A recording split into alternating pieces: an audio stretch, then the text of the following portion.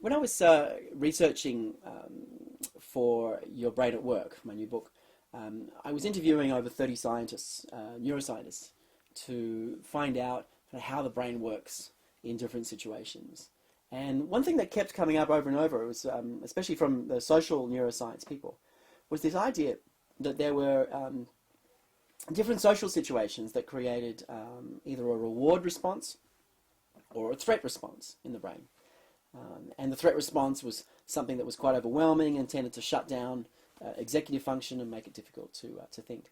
And I kept hearing this over and over several years, that if you're in a situation that you felt was unfair, you'd get a threat response. If you're in a situation you felt someone was attacking you, attacking your credibility or something, you'd get a threat response. And my brain really wanted to organize all this information and find a way to put it to kind of put it together into some kind of framework that was easy to remember. And I spent about 2 years thinking about this, and eventually came up with this concept of the SCARF model, which is SCARF.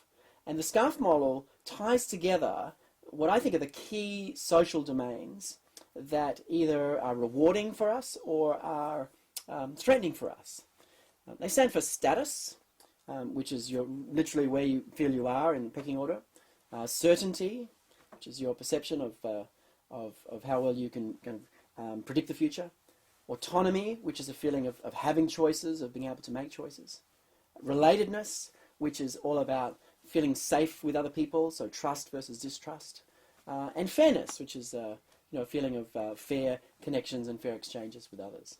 And what I've come to see is that this SCARF model is something that is driving our behavior mostly subconsciously all the time.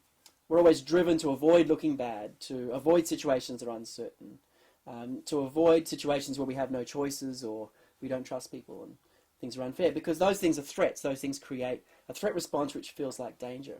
And we're drawn toward situations that make us look good in the eyes of others, increase certainty, etc. And it's been fascinating to see how much these different functions drive behavior.